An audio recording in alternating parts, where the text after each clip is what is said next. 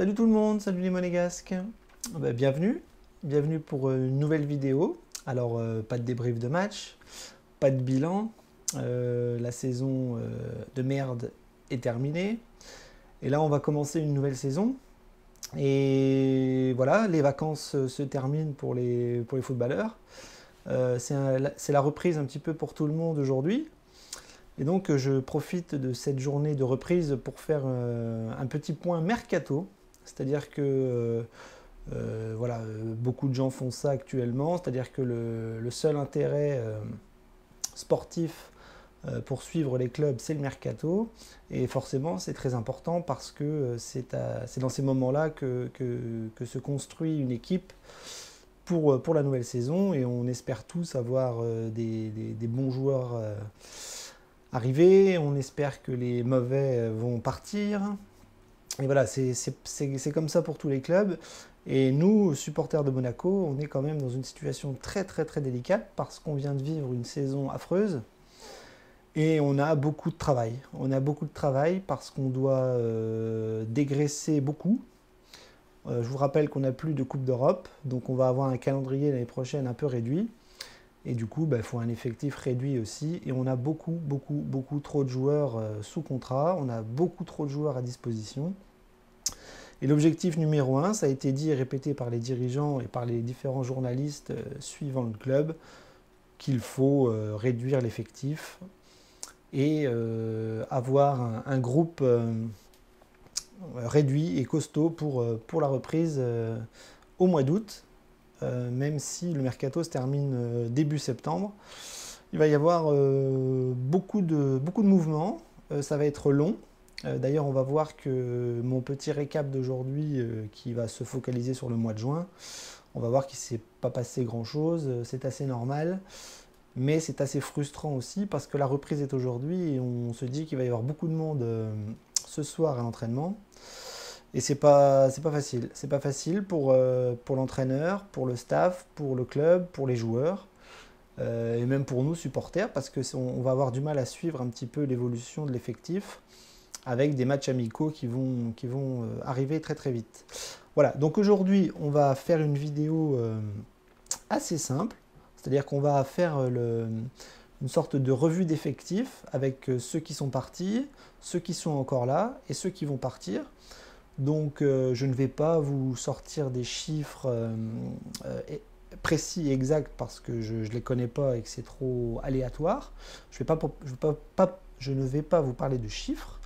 Je ne vais pas non plus vous parler de transferts acquis ou voilà, d'informations sérieuses parce que je ne suis pas journaliste. Je ne suis pas dans les petits papiers du club, enfin, je ne sais rien, hein, je suis comme vous, hein, on est tous pareils. On observe ce qui se passe, on lit. Moi, je lis beaucoup, je lis beaucoup de choses sur les rumeurs, sur les éventuels transferts. Et j'essaye depuis quelques années de jauger le vrai du faux, l'info sérieuse de l'info bidon. C'est pas facile. C'est pas facile parce que tout le monde y va de son grain de sel dans les mercatos et il y a des illuminés et il y a des gens très sérieux. Voilà, donc je sais qui est sérieux, je sais qui ne l'est pas. Et parfois, on croit qu'une info est sérieuse, elle ne l'est pas.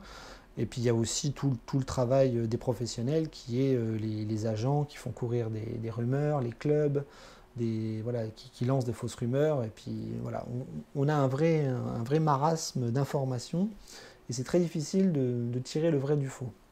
Donc là aujourd'hui, on va se concentrer sur l'effectif de Monaco, on va faire le bilan de ce qui s'est fait et on va faire le bilan de ce qui pourrait se faire en reprenant, vous voyez là j'ai mon ordi à côté de moi, en reprenant tous les joueurs un par un et voir ce qui pourrait se passer en fonction de ce qu'on entend, en fonction de ce qu'on lit. On va commencer. On va commencer. Hein. J'ai dit qu'il fallait réduire l'effectif. Donc l'objectif, c'est bien de dégager un maximum de joueurs et puis d'en prendre des bons, hein, si possible, des joueurs qui ne ressemblent pas trop à la politique précédente, j'espère. hein. Sous Vadim Vassiliev, on a vu un petit peu l'émergence d'achats à tout va au niveau des jeunes, et l'achat aussi de joueurs un peu plus confirmés qui ne l'étaient pas du tout, puisque voilà, ça fait 2 ans que Monaco galère dans le mercato en recrutant des pipes, hein, on va pas se mentir, et ça ne fonctionne plus. Donc Vadim est parti, Petrov est arrivé, on nous dit que ces méthodes sont un peu différentes, notamment au niveau des fuites, au niveau des agents, etc. Et apparemment, c'est très cadré, c'est très réduit dans l'arrosage un petit peu au niveau des protagonistes. Et donc, nous, supporters, on le voit bien qu'au niveau des fuites, c'est pas évident parce que les journalistes et nous, les supporters, on a du mal à choper des informations sérieuses. Et en gros, on ne sait pas trop où on va sur le mercato, vu que c'est un petit peu cadenassé. Mais à Monaco, ça a toujours été cadenassé et c'est pas non plus nouveau, puisqu'on sait que les négociations, les transferts, voilà, c'est quelque chose d'assez privé, d'assez fermé, et que c'est vraiment pas évident d'aller choper quelque chose autour du club. Donc c'est pour ça que je vous ai dit tout à l'heure, il y a des gens qui, eux, arrivent à choper des infos par-ci par-là, et c'est comme ça qu'on arrive, nous, à anticiper un éventuel transfert, arrivée ou même départ. Voilà, donc on va commencer par les départs officiels. Vous apercevez qu'il ne s'est pas passé grand-chose au niveau des gros joueurs, entre guillemets, des titulaires ou des joueurs qui sont là depuis longue date. Non, là, on a commencé par virer un petit peu les jeunes. Avant le 11 juin, avant la date, le début officiel du mercato, on a vu que nous avions perdu Pierre Gabriel, qui est parti à Mayence. Voilà, un arrière droit est parti. On en avait 40 000, les arrière droits. C'est pas très choquant, c'est pas très surprenant. Voilà, il avait besoin de jouer. On espère qu'il jouera en Allemagne. Et donc ça, c'était le premier transfert. Et après, on a enchaîné ces quelques jours avec des départs de très jeunes joueurs, passés par Bruges ou passés par d'autres clubs un peu moins huppés. Voilà, on a perdu l'attaquant Tormin, voilà, qui est parti. On a laissé le petit Mexique à Cholet. En même temps, on a vu que William Vainqueur ne resterait pas à Monaco et est parti, lui, du côté de Toulouse. Donc vous voyez, alors lui, il ne nous appartenait pas, donc c'est pas très important. Mais vous avez vu qu'on commence à prêter ou à vendre les jeunes qui n'auront pas d'avenir avec les premières de Monaco. Et puis très vite, on a vu aussi là le transfert d'un autre jeune, le petit Thuram, hein, le fils de Lilian Thuram, voilà, qui laissait apparaître pas mal de promesses au niveau du club, et puis qui est parti à Nice, voilà, qui est parti chez le voisin niçois. Et voilà, c'est aussi le reflet d'une nouvelle politique possible, qui est d'avoir moins de jeunes, et puis de laisser ces jeunes-là avec un potentiel talent partir, pour essayer d'avoir un peu de jeu ailleurs. Et apparemment, le petit Thuram en aurait plus du côté de Nice. Et on verra si Patrick Vieira le fait jouer. En tout cas, on lui souhaite bonne route. Voilà, bonne route pour la suite, même si c'est pas du côté de Monaco. Pareil avec le petit Mbok. Le petit Mbok, voilà, qui est très jeune et qui est parti aussi de Monaco pour aller à, je sais plus, c'est du côté d'Angers, non? Alors je vais peut-être dire des bêtises dans les destinations de club. Hein, je ne les ai pas forcément en tête tous. Mais voilà, donc encore un jeune, hein, après Tormin, après Thuram, le petit Mbok. Et donc voilà, donc c'est ce qu'on voit et c'est ce qu'on entend un petit peu en ce moment. Ce sont les petits jeunes qui partent à droite à gauche. Alors là, pour le coup, c'est pas un jeune qui a terminé son aventure avec Monaco, c'est Radji. Radji qui est parti. Voilà, moi je souhaitais profondément qu'il arrête. J'aime beaucoup Radji. On l'a beaucoup aimé. Footballistiquement, voilà, c'était pas un grand footballeur, c'était pas un génie du ballon rond, mais voilà, un mec avec une très belle mentalité. Il a connu la Ligue 2, il a connu la montée, il a connu toutes ces dernières années avec le club. Il aimait le club, il l'a fait savoir, et il a eu 35 ans, et voilà, son contrat n'est pas renouvelé, c'est tout à fait normal. Et c'est très bien parce que il faut savoir tourner la page quand le temps est venu. Donc voilà, donc notre Italien, on lui souhaite plein de bonnes choses. Et est-ce qu'il arrête le foot? Est-ce qu'il va continuer ailleurs? On ne sait pas. Voilà, donc pour finir, le dernier départ officiel, c'est le gardien de but. Voilà, on a énormément de gardiens de but sous contrat à l'AS Monaco. J'en comptais 6 il y a quelques jours. Et là, c'est le petit Alvaro Fernandez, voilà, qui était prêté en Espagne et qui repart en Espagne du côté de Huesca et qui est vendu pour 3 ans, voilà, dans ce club espagnol.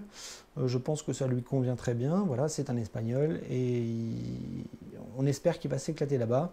Je pense qu'on n'en avait pas besoin du côté de Monaco et voilà, son départ va nous faire ni chaud ni froid parce que voilà, on ne l'a pas vu.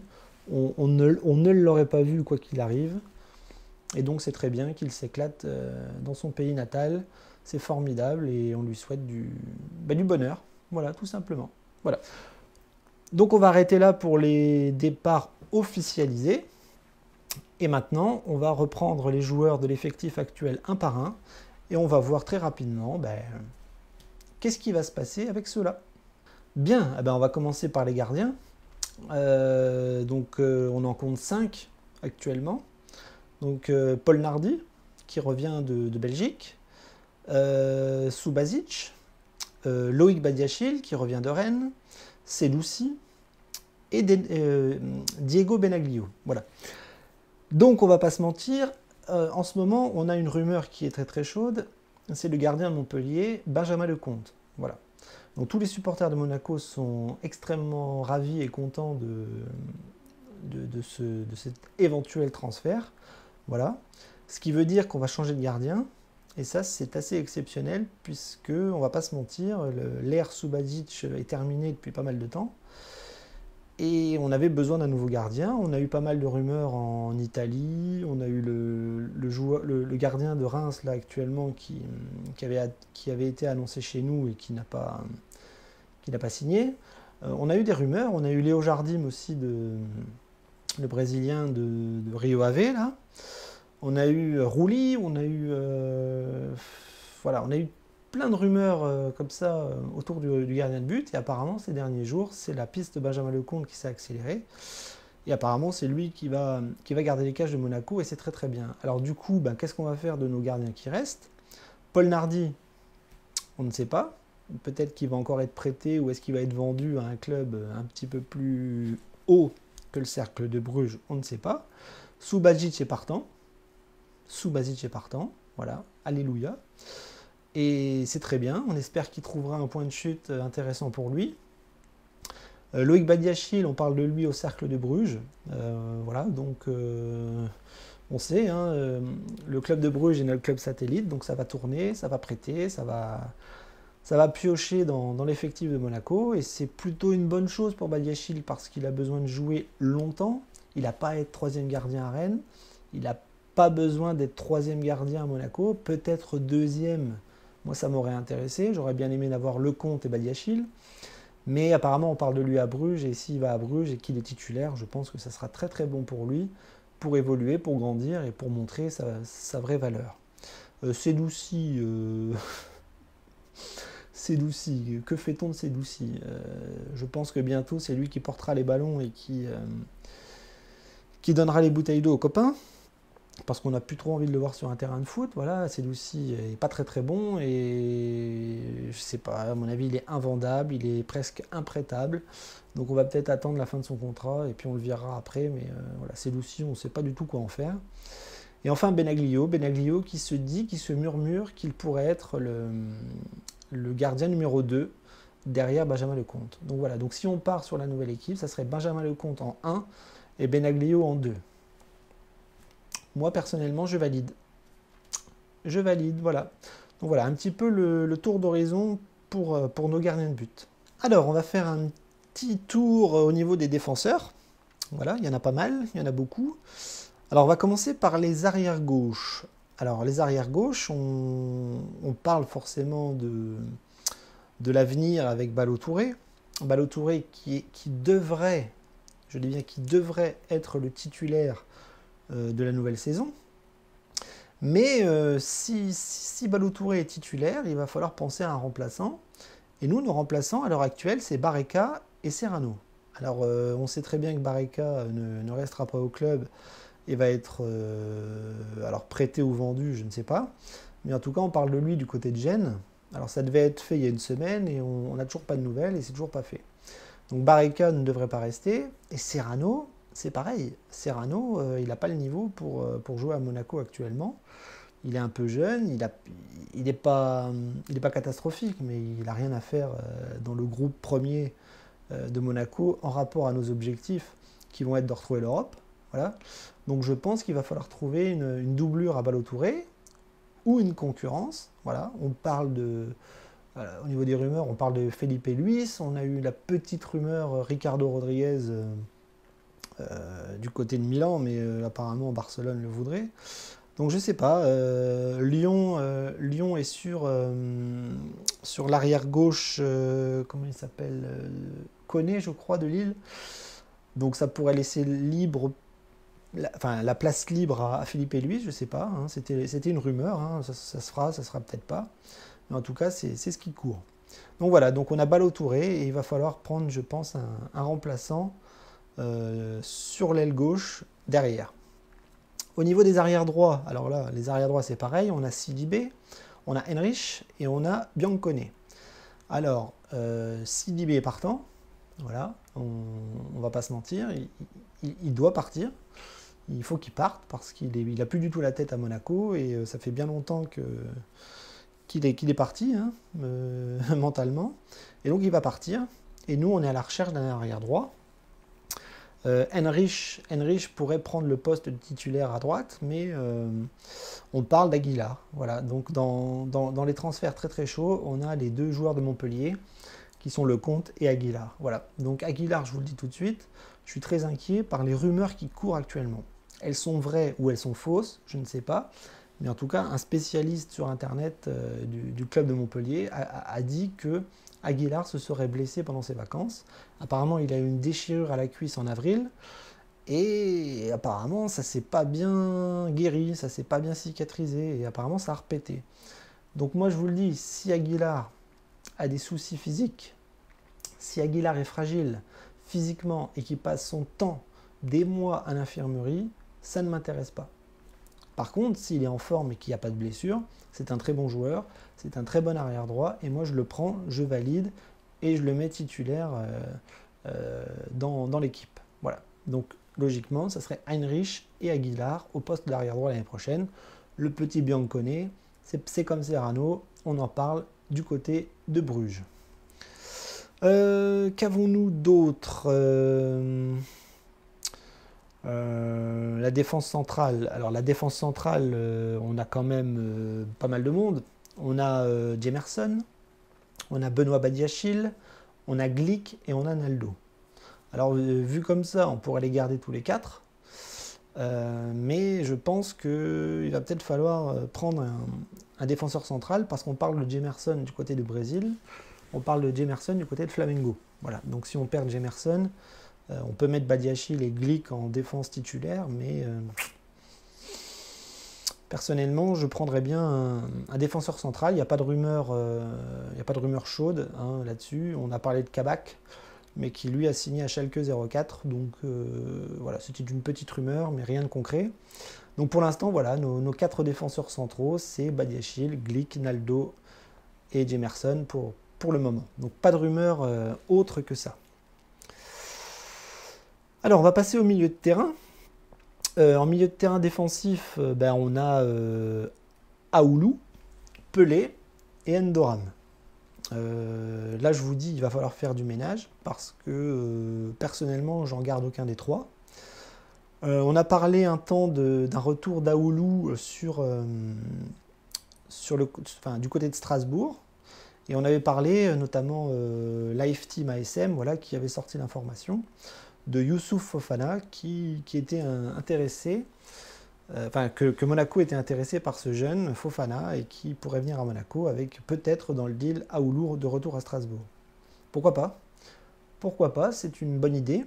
Et parce que Aoulou, moi personnellement, j'en veux plus et je ne le trouve pas bon. Endoram, on parle de lui du côté du FC Metz. Voilà, très bon choix. J'adore le FC Metz. C'est un très beau club, un très bon club. Et franchement, s'il va à Metz et qu'il est titulaire, ça va lui faire un bien fou. Et c'est tout le mal qu'on lui souhaite au petit Endo. Voilà, donc Pelé, il faut absolument le vendre, le prêter. On n'en veut plus. Il est mauvais comme un cochon. Donc au niveau milieu def, il va vraiment falloir recruter quelqu'un. Une sentinelle, ça serait bien. On parle de Joao Mario, mais c'est pas une sentinelle, c'est un milieu de terrain, c'est un 8 bis. Joao Mario, c'est un joueur que connaît Jardim, mais voilà, je suis pas sûr que footballistiquement ce soit le meilleur choix. On verra, c'est une piste assez chaude. Alors au niveau des milieux de terrain un peu plus larges et un peu plus haut sur le terrain, on a quand même 6. On a Tielemans, on a Fabregas, on a Benasser, on a Ibrahima Diallo, on a Adama Traoré et on a Romain Fèvre. Voilà. Donc dans ce lot de 6 joueurs, on a quand même des joueurs qui vont partir. Voilà, Tielemans, on parle de Tielemans du côté de Leicester en vente finale. Alors on parle de près de 50 millions d'euros, ce qui serait un pur miracle si on en touchait autant. Les négociations traînent, c'est long, c'est très très long, mais ça va se faire. Et donc Tielemans va partir de Monaco. Fabregas, logiquement on le garde. Hein, il y a une rumeur comme quoi Jardim n'en voulait plus, machin. Tiens, hop, pardon, hein, mais non, on garde Fabregas. Benasser, c'est pareil, il faudrait qu'il parte. On parlait de lui du côté de l'Allemagne, je crois. Wolfsburg était intéressé. Ibrahima Diallo devrait aller à Brest. C'est assez chaud, hein, ça négocie, mais je pense que ça va se faire. Adama Traoré, qui a joué à Bruges, est à la CAN actuellement. Adama Traoré a un talent fou, on le sait, mais il est tout le temps à l'infirmerie, il est toujours blessé, et on ne peut pas compter sur lui. On ne peut pas compter sur lui. Et pour finir, Romain Fèvre, qui lui aussi devrait partir au Cercle de Bruges, même si on l'avait annoncé un temps du côté de Metz également, avec Endoram. Donc on va voir, Metz ou Bruges. Les dernières infos, c'est un prêt du côté de la Belgique. Voilà, donc vous voyez qu'il y a beaucoup de travail au milieu de terrain. On a parlé de Seri, Jean-Michel Seri à un moment donné, mais apparemment c'est froid. C'était chaud il y a quelques temps, c'est devenu froid. Et la piste la plus sérieuse, je reviens dessus, mais c'est Joao Mario, l'international portugais qui joue à l'Inter Milan. Au niveau des ailiers, des milieux de terrain un peu excentrés, on a Grand Cyr. On a Grand Cyr qui lui est annoncé du côté de Nantes. C'est pas fait. On ne sait pas si ça sera un prêt ou une vente. Mais honnêtement, je pense qu'on ne compte pas sur lui parce qu'il n'a pas donné satisfaction. À Monaco, c'était pas terrible. À Strasbourg, j'ai l'impression que c'était pas mieux. Donc voilà, on parle de lui du côté de Nantes, on verra. Mais j'espère qu'on ne le gardera pas. Au niveau des milieux de terrain, on a aussi Golovin, Bosquilla et Sofiane Diop. Alors, personnellement, sur ces trois-là, Golovin, Bosquilla et Diop, j'en garde 2 sûrs. C'est Golovin et Diop. Voilà. Alors, on a parlé de Diop du côté de Bruges, mais ça serait un petit peu... Ça serait bien vis-à-vis de son âge pour qu'il ait du temps de jeu, mais il a quand même du talent et moi, personnellement, je l'aurais gardé dans les quelques jeunes qu'il y a à garder. Mais on verra. On va voir s'il reste ou s'il part pour trouver un peu de temps de jeu ailleurs. Et Bosquilla, Bosquilla, c'est toujours l'énigme Bosquilla. C'est-à-dire que partout où il est prêté, il n'étincelle pas. Il ne fait rien. Il ne joue pas beaucoup. On a l'impression à Monaco qu'il a un talent fou et qu'il devrait être titulaire. Je pense que c'est faux. Je pense qu'il y a un problème avec ce joueur-là, alors que ce soit un problème relationnel, un problème de football, un problème d'hygiène, un problème de comportement, je ne sais pas. Je ne sais pas du tout, mais ce joueur a un talent évident, mais ça ne se passe pas bien. Donc je ne sais pas, c'est peut-être dans la tête, c'est peut-être dans les jambes, c'est peut-être sa blessure qui l'a handicapé pendant longtemps, mais en tout cas il revient à Monaco et on ne sait pas trop où il finira. Prêté, vendu, restera. On ne sait pas. On va passer un petit peu à l'attaque, parce que l'attaque, il y a quand même pas mal de monde. Au niveau des ailes, notamment à gauche, on a Keita Baldé qui revient. On a Goebbels qui est toujours blessé. Et on a Chadli. Chadli voilà, qui, je l'espère, ne va pas faire de long feu à Monaco. Il y a eu une petite rumeur du côté d'Anderlecht, mais le joueur aurait refusé. Donc on se retrouve avec Baldé qui, lui, n'a pas l'air de vouloir revenir. On parle de lui du côté d'Arsenal, donc si c'était vendu à Arsenal, moi personnellement ça m'irait très bien. Goebbels, on attend qu'il soit rétabli et qu'il joue. Beaucoup d'espoir en lui, en espérant que physiquement ça tienne et que ça joue, parce que sinon ça va encore faire une année blanche. Et ça serait problématique pour lui comme pour nous, parce qu'on devrait se priver d'un bon élément. Et Chadli, voilà, Chadli, j'espère qu'il va disparaître très très vite du club, parce qu'il n'a rien apporté, et je pense qu'il n'apportera rien, à moins d'un miracle, mais là, faut pas rêver. Alors au niveau des ailes, à droite, on a Ronny Lopez et Jordi Mboula. Alors Jordi Mboula, on parle de lui aussi à Bruges, voilà, c'est une très bonne idée. Je pense que lui aussi a besoin de jouer après sa blessure, il a besoin de s'épanouir avec du temps de jeu. Pas sûr que Monaco lui en offre, donc si ça part du côté de Bruges, c'est très très bien. Ronny Lopez, c'est la grande question. Il a déclaré en fin de saison dernière qu'il avait des touches ailleurs et qu'un départ était possible. Donc il nous a apporté beaucoup de choses, Ronny Lopez, notamment une très belle saison il y a 2 ans.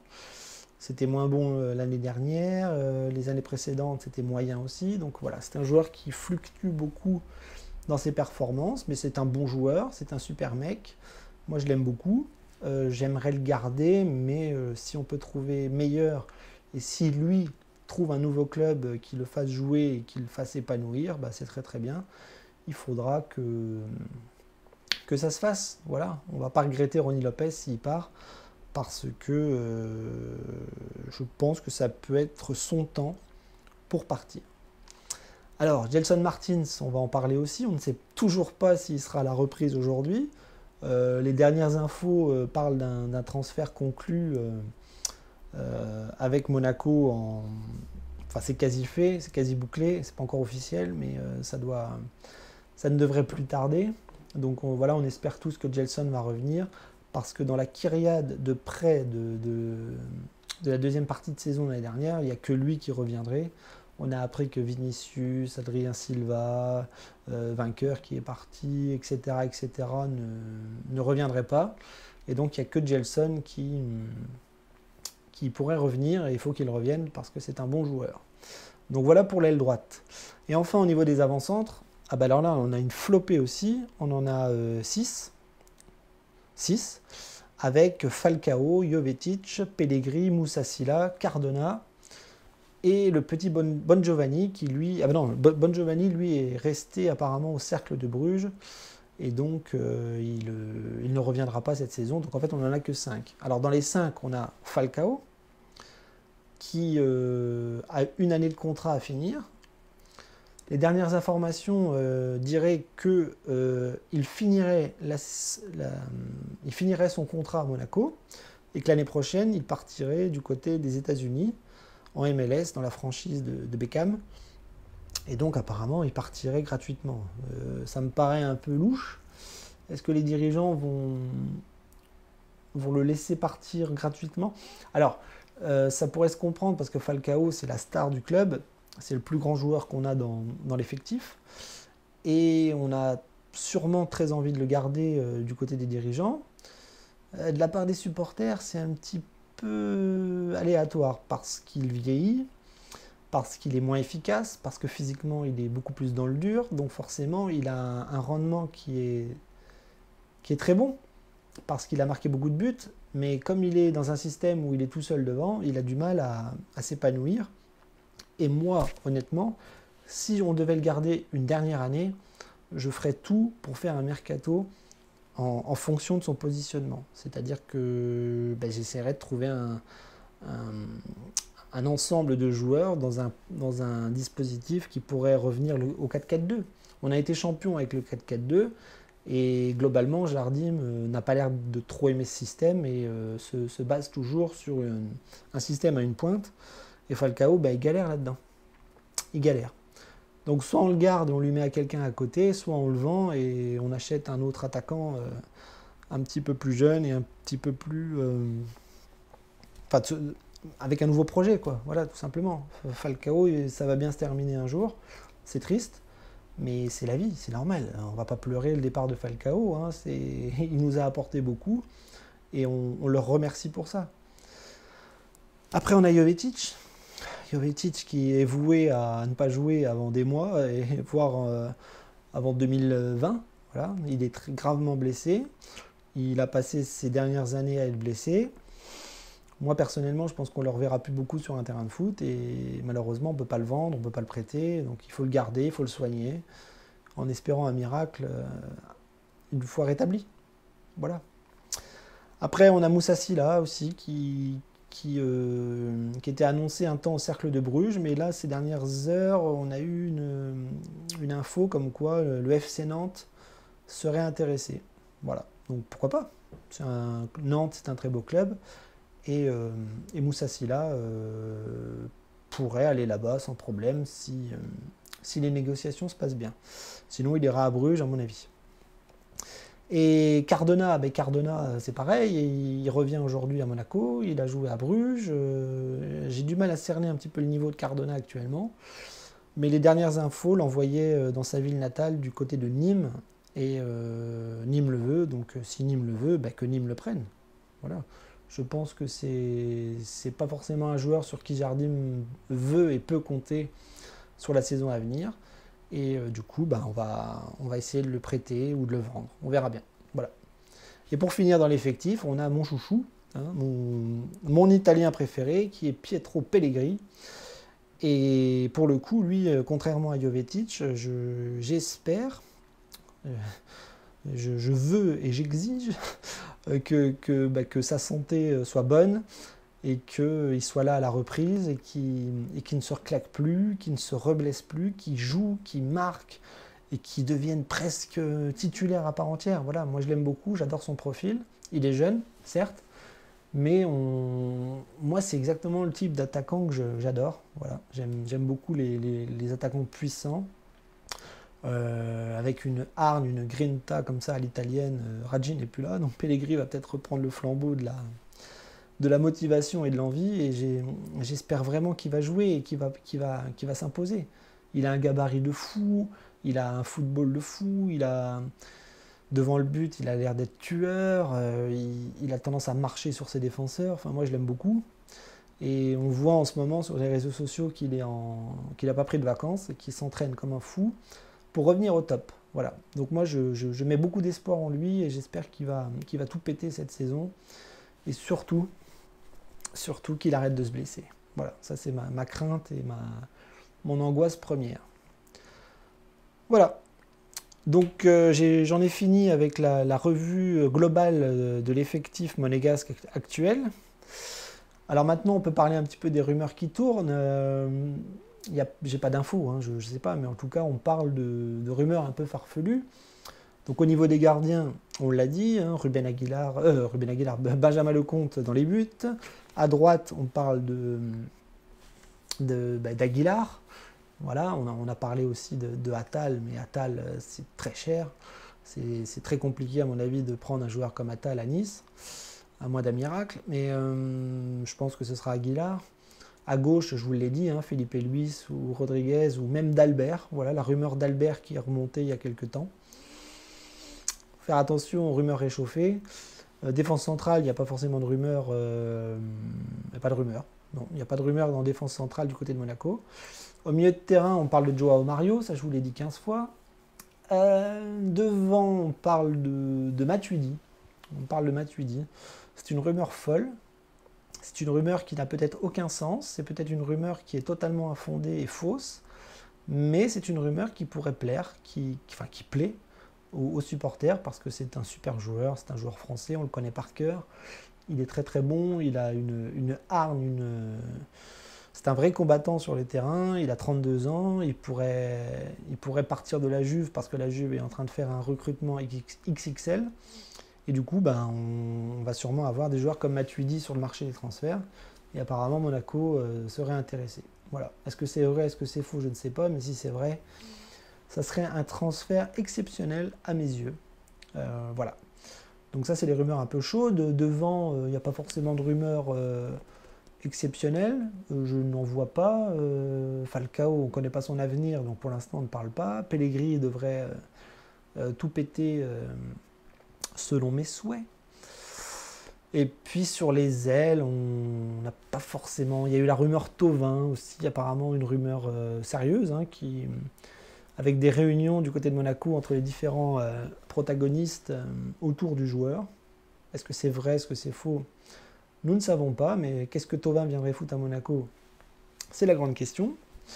Mais tout est possible dans le foot, donc il ne faut pas écarter ce genre de rumeurs parce que tout est possible et qu'à Monaco, on a fait des transferts par le passé tout aussi fous.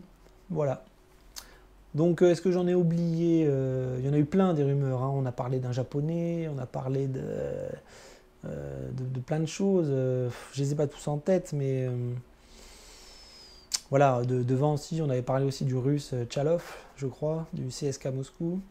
Enfin, bref, je ne vais pas toutes les faire parce que à l'heure actuelle, à l'heure où je vous parle, les rumeurs les plus chaudes sont Benjamin Lecomte et Aguilar. Le reste, c'est peut-être faux, c'est peut-être vrai. Ça, on pourra en reparler dans les futures vidéos qu'on fera ensemble avant que je parte en vacances, parce que je pars vers le 20 juillet. Donc je referai peut-être une vidéo mercato dans 15 jours, 3 semaines pour faire un petit peu le bilan, en espérant qu'il y a des officialisations, parce que voilà, le club a repris l'entraînement aujourd'hui, et on attend des nouvelles de plein de contrats, que ce soit au niveau des départs ou au niveau des arrivées. Voilà, on attend aussi le maillot. On attend le maillot, le nouveau maillot Kappa, qui devrait sortir au milieu de semaine. Voilà, on devrait avoir les infos au milieu de semaine. Voilà, je pense que j'ai fait le tour actuel des rumeurs qui tournent un peu partout, et donc je vais vous laisser. Je vous souhaite une belle semaine. Je vous souhaite aussi de suivre l'actualité du club, parce qu'il va se passer plein de choses, parce qu'il se passe plein de choses aujourd'hui. L'entraînement a repris, les nouveaux maillots vont arriver, on va sûrement officialiser les départs, on va peut-être officialiser des arrivées. Et en attendant, je vous dis Dagemonegu et à bientôt.